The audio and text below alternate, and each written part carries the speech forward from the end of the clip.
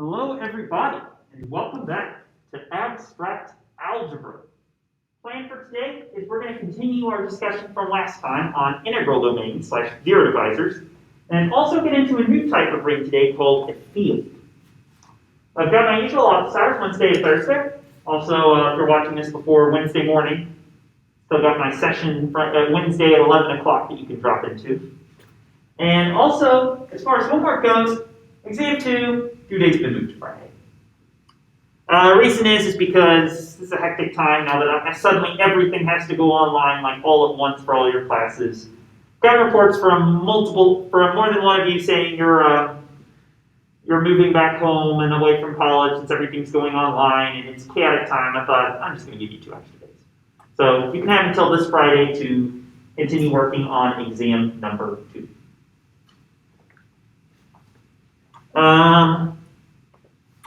So, when a mathematician is given a choice between ham salad and eternal bliss, which one do you think the mathematician chooses? You thought the mathematician chooses ham salad. You're correct.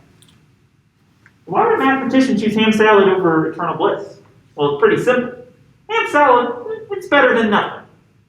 And nothing is better than eternal bliss. So if a ham salad is better than nothing, and nothing is better than eternal bliss, clearly ham salad has to be better than nothing. Okay, so let's start off with a little recap of what we did in Monday's class.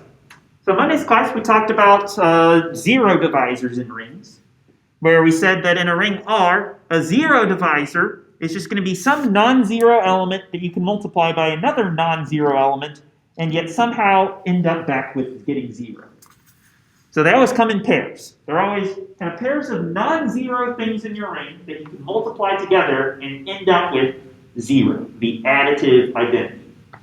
So as kind of our quick example of this, you can say that in Z mod 6Z, 2 and 3 bar are 0 divisors, since neither equals 0 bar, but they multiply together to give you the 0 element in that ring. They're elements that are not the additive identity 0, but they multiply together still to give the additive identity. An integral domain, we talked about last time, is just going to be a ring where multiplication is commutative. There's a multiplicative identity, in other words, there's some number 1, and R has no 0 divisors, meaning anytime you multiply 2 things in an integral domain and get 0, it has to be the case that one of the original 2 elements was 0 to begin with. 1 or both. A times B, in order for A times B to be 0, it has to be the case that A is 0 or B is 0, or potentially both. And we said last time that if we're looking for integral domains, Z mod 6Z did not. Well, literally, I don't know why I wrote it out here when I'd already written it here, but I'm forgetful. Z mod 5Z does give us an integral domain, because there's nothing you can multiply 1 bar, 2 bar, 3 bar, or 4 bar in order to get 0 bar other than 0 bar. 1 times anything non-zero will always give you something non-zero, and ditto for every other non-zero element in Z mod 5Z. Whereas Z mod 6Z has 2 and 3 as being 0 divisors, as well as 4 for that matter. Because 4 times 3 bar, 4 bar times 3 bar is also 0 bar. And so Z mod 5Z is an integral domain, Z mod 6Z is not. Z mod 6Z satisfies these first 2 conditions, but not the last one. So I thought we could start off today by asking the question, for which values of n is Z mod nz going to form an integral domain? Works for 5, doesn't work for 6. I want you to think about this. Why don't you pause the video? If you want, you can talk to other people in the class. If you want to come into my group call tomorrow, on Wednesday, and talk about it. And see if we can prove this. Why? For which values of n is Z mod nz an integral domain? Right, assuming you've thought about this now. Turns out the answer, Z mod nz is an integral domain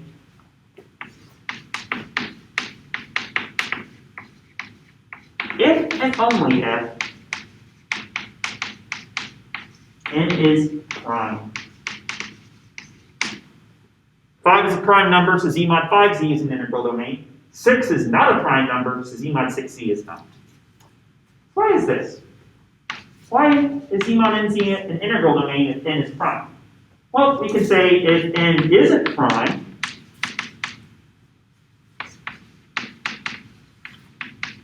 then n is going to be equal to a times b for some a and b integers that are strictly less than n.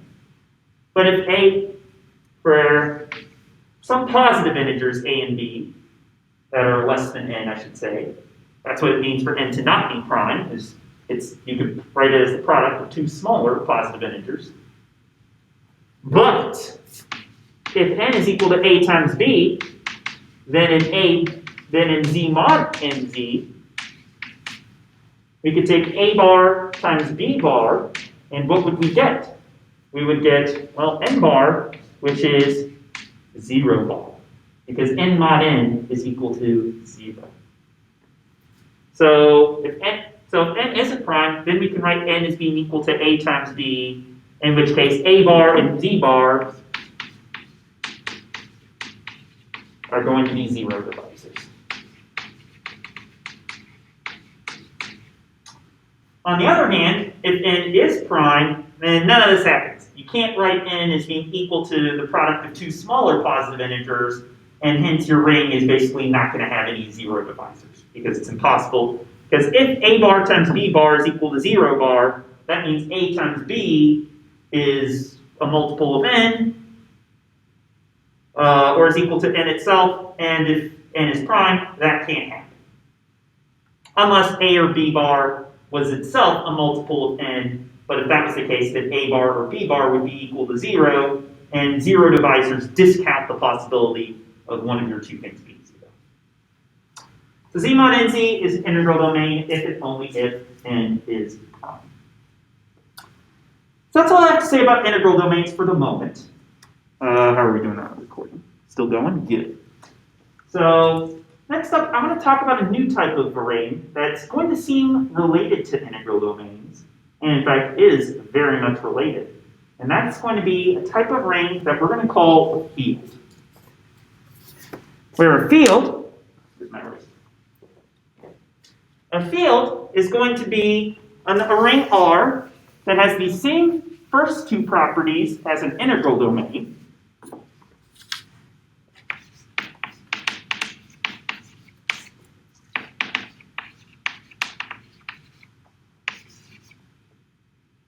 R, and it's going to be a ring R such that if we take the non-zero elements in R, they're going to form a group under multiplication.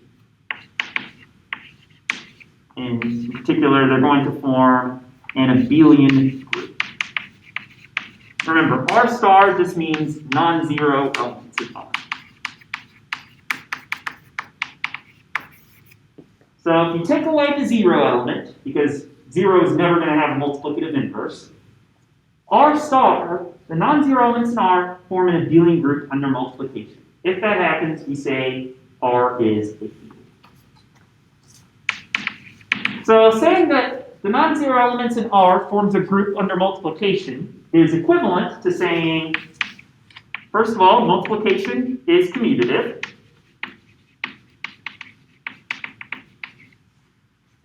Necessary in order to have an abelian group, specifically.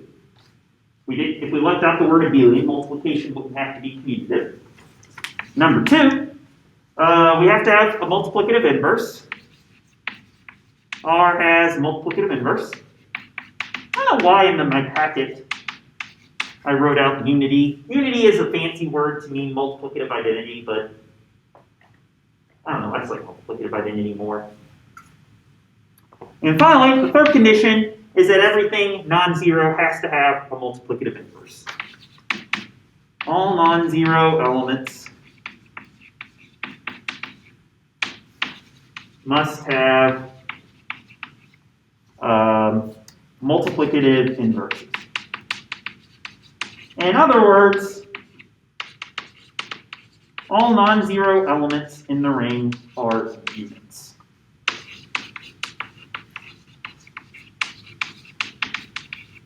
Unit is just an element in a ring that has a multiplicative inverse. Something that you can, it's an element A such that you can multiply by something else on either side and get to the multiplicative identity 1. So any ring that has these three properties is going to be form an abelian group if you take away 0 under multiplication, and so will be called a field. 1 is necessary for abelian. Having a multiplicative identity is necessary to have a group under multiplication, and having multiplicative inverses is also necessary to have a group under multiplication. Let's take a quick look at an example of a field.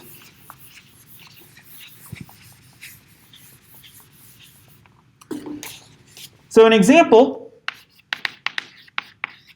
of a field would be ring of all real numbers.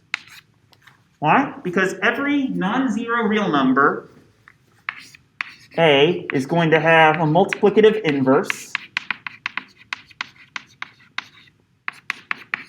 of 1 divided by A. Since A times 1 over A will give us a multiplicative identity 1. So, ring of all real numbers, all non-zero elements have multiplicative inverses. Yes, we have to exclude 0 because you can't take 1 over 0. Never divide by 0, kids. We have multiplicative identity 1, literally the real number 1. And also multiplication is commutative. A times B is equal to B times A if your A and B are real numbers. So the real numbers do form a field. Something that does not form a field is the ring of all 2 by 2 real matrices.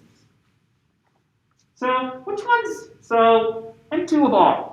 Which of these three conditions is M2 of R going to lack? Well, 2 of them actually.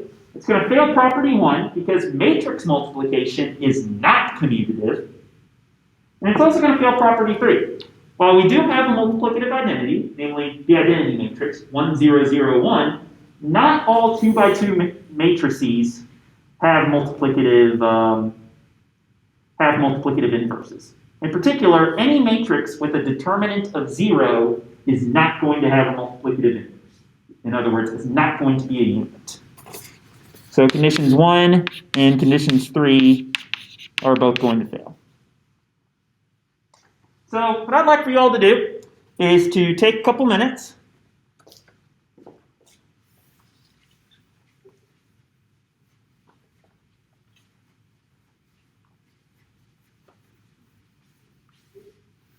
and look at these next three rings on the page and ask the question, which of these are going to be fields? Ring of integers, ring of all complex numbers, and Z mod 4Z. And you know what? For fun, we'll throw in Z mod 5Z again. So go ahead and take a minute and see if you can determine which of these 4 rings you think are fields. In other words, if you take away 0, which of these form abelian groups under multiplication, and which ones do not. Go ahead and take a minute, think about this. I'll be right back in a second. In the meantime, I'm going to do cool pose. Okay, I assume you've taken a couple minutes to think about these. What do you think about the integers? Are they going to form a field? Well, integer multiplication is certainly commutative. Integers certainly are going to have a multiplicative identity, namely the integer 1. 12 non-zero integers have multiplicative inverses. Well, turns out the answer is no. Integers do not actually form a field because, as an example, 2 has no multiplicative inverse. There's nothing you can multiply 2 by to get back to the multiplicative identity of 1. But Dr. Gerstle, you can multiply 2 by a half and that'll get you 1. A half isn't an integer. So 2 has no multiplicative inverse in the ring of integers. 2 does have a multiplicative inverse in the ring of all real numbers, because in the ring of all real numbers, you can say, oh yeah, 2 just has a multiplicative inverse of a half. But that doesn't work in the ring of all integers because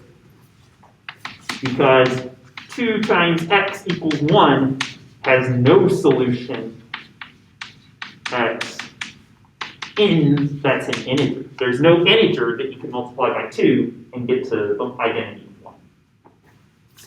And in general, it's going to turn out in the integers, there's exactly 2 integers that have multiplicative inverses, namely plus or minus 1.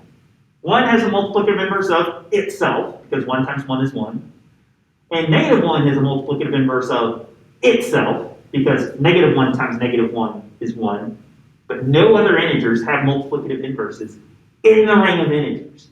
They do in the ring of all reals, but not in the ring of all integers. How about the complex numbers? It's not going to form a field. Well, complex multiplication is commutative. A plus bi times c plus di is always going to give us c plus di times a plus bi. There is a multiplicative identity, namely 1 plus 0i. Does not have any, I'm looking at integral domain. Does every non-zero element have multiplicative inverse? Well, let's see. If a plus bi is non-zero, then can we take 1 over a plus bi and write that in a way that makes sense? Well, let's see what happens when we rewrite this in a sneaky way. I'm going to multiply top and bottom of this by a minus bi, which is not going to change the overall value of 1 divided by a plus bi, because we're just multiplying top and bottom by the same thing. The whole thing is getting multiplied by 1.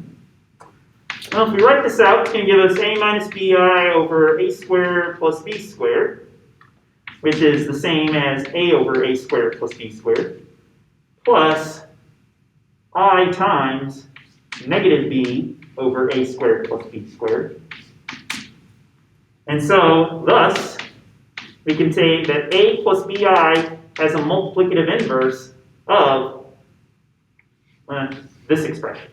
A over a squared plus b squared plus negative b over a squared plus b squared. But Dr. Gerstle, what if a squared plus b squared is 0? Well, the only way for a squared plus b squared to be 0 is if both a and b are equal to 0. And we're assuming that a and b can't both be 0 at the same time because a plus bi is not 0. So every non-zero element in the complex numbers has a multiplicative inverse. And so complex numbers do in fact form a field. Alright, how about z mod 4z? Does one bar have a multiplicative inverse? You got it. Does 2 bar have a multiplicative inverse? Well, 2 bar times 0 bar, well, that's not 1 bar. 2 bar, that's 0 bar, which is not 1 bar. How about 2 bar times 1 bar? Well, that's 2 bar, that's not equal to 1 bar. How about 2 bar times 2 bar? Well, that's 0 bar, that's not equal to 1 bar. How about 2 bar times 3 bar? Well, that's 6 mod 4 is 2, which is not 1. Z mod 4z does not form a field. Why? Because 2 bar has no multiplicative inverse.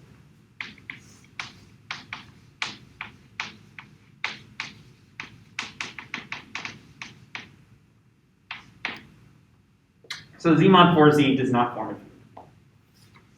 Alright then, about Z mod 5z.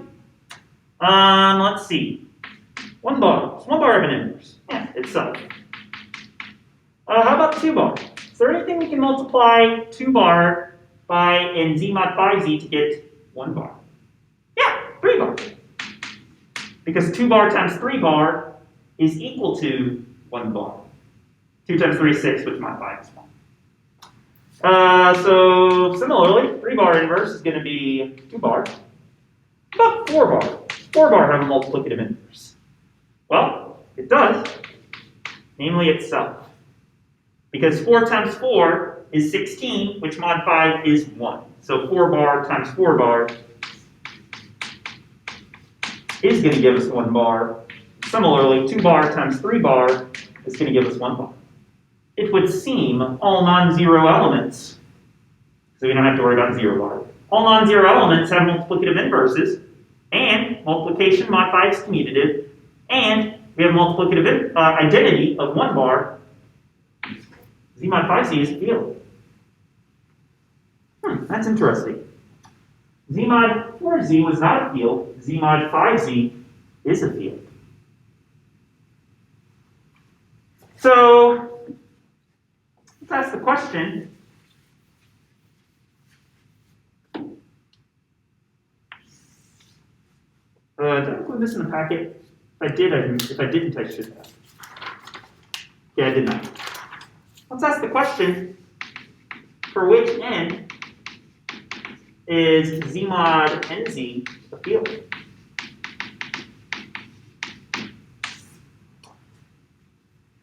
Well, it's going to turn out to be the case.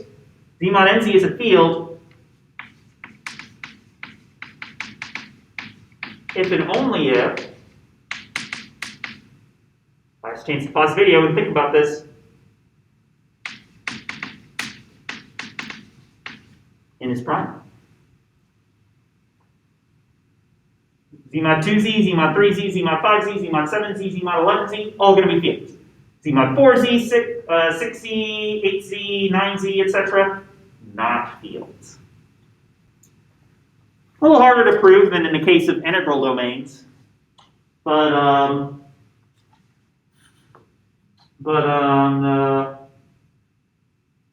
you can actually show that Z mod nz is a field if and only if n is prime.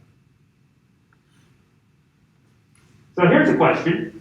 That sounds familiar. Z mod nz is a blank if and only if n is prime. Hey, we said the same thing about integral domains. So it turns out Z mod nz is an integral domain if and only if Z mod nz is a field.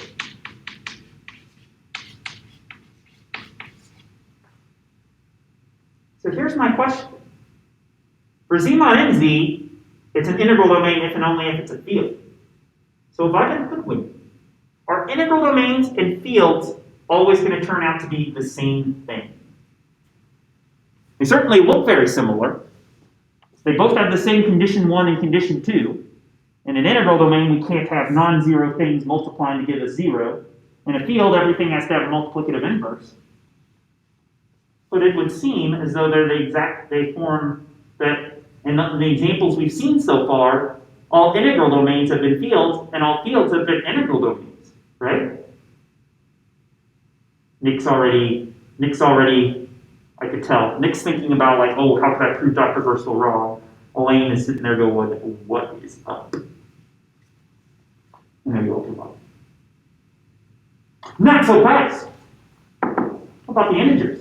We said the integers form an integral domain. You can't multiply non-zero integers together to get 0. But we just said the integers do not form a field. So while Z mod nz is going to be a field if and only if it's an integral domain, we can't say the same thing about rings as a whole, because here is a perfectly good example, namely the integers, of an integral domain that is not a field. What do you think? What's the relationship then between integral domains and fields? Well, it's going to turn out to be the case that if you're looking at a finite ring would mean finitely many elements, like Z mod nz, it's going to be a field if and only if it's an integral domain. But if you're looking at an infinite ring, like the integers, it's possible to be one, but not the other. So let's see if we can actually go through and prove a little bit. How am I doing on time?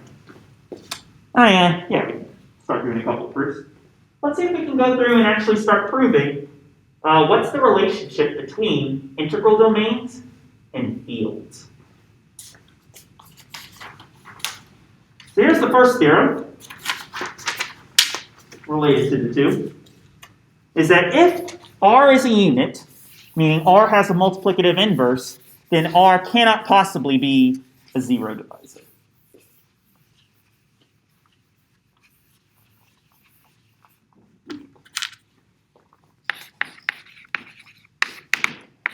if R is a unit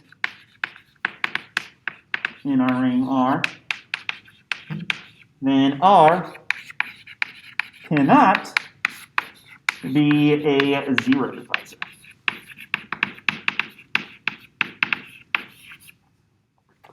So here's our proof. We're going to suppose that we have something that is a unit. So we're going to suppose R is a unit.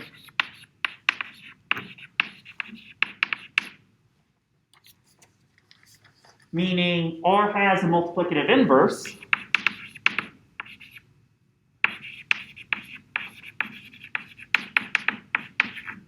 A multiplicative inverse R inverse. And R times K is equal to 0 for some K in our ring. Our goal is going to be to show that R is not a zero divisor, meaning if R times K is equal to 0, it's going to have to be the case that K is 0. Because if we can multiply R by something non-zero and get 0, then since R, which we know can't be 0 either because it has an inverse, if R times K equals 0 forces K to be 0, that will tell us R is not a zero divisor. But if R times K equals 0 has a non-zero K solution, then R is going to be a zero divisor. So let's prove K has to be 0. Well, if K is 0, we can say K is going to be equal to 1 times K. That's pot. By definition, if we multiply K by 1, the multiplicative identity, we're going to get K. But Dr. Gersel, what if our ring doesn't have a multiplicative identity? Well, if our ring doesn't have a multiplicative identity, then R can't have a multiplicative inverse. If we're assuming multiplicative inverses exist at all, that automatically implies there has to be a multiplicative identity. So K is going to be 1 times K. I'm going to rewrite 1 as being equal to R inverse times R times K. R is multiplicative inverse, therefore R inverse times R is 1. Now I'm going to do a little switcheroo with some associativity and rewrite this as R inverse times R times K. And part of the definition of a ring is that multiplication is associative, so we know we can do this. But what is R inverse times R times K? Well, R times K, we assumed is 0. So this is going to give us R inverse times 0. And the very first thing we proved about rings is that if you multiply anything by 0, you're going to get 0. So the only possible way to take R and multiply by some K that'll give us 0 is if that K itself was 0. Thus, R can't be a zero divisor.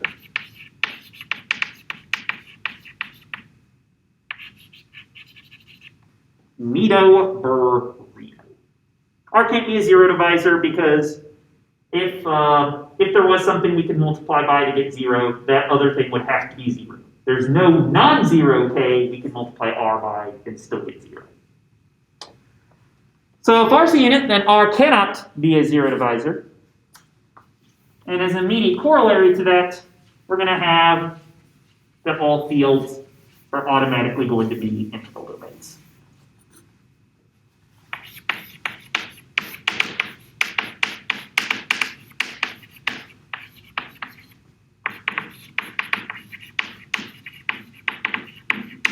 Corollary, again, don't forget, just means kind of a theorem or result that kind of follows pretty quickly from another one that you proved. So a proof is going to be if R is a field, then we automatically get for free the first two conditions we need for an integral domain. Because multiplication then automatically has to be commutative. And R has a multiplicative identity.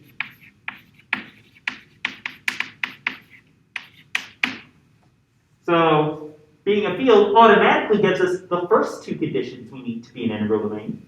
The third condition we need is that we have no zero divisors. But we know right away that we have no zero divisors because We're in a field R, meaning everything non-zero is a unit. And since everything non-zero is a unit, by this theorem, everything non-zero is not a zero divisor. And since zero itself can't be a zero divisor, R is no zero divisors. So if R is a field, then multiplication is computed. R is multiplicative identity 1. Then, instead of then, let's say also all non-zero elements in R are units. Hence, R has no zero divisors. Thus, R is an integral domain.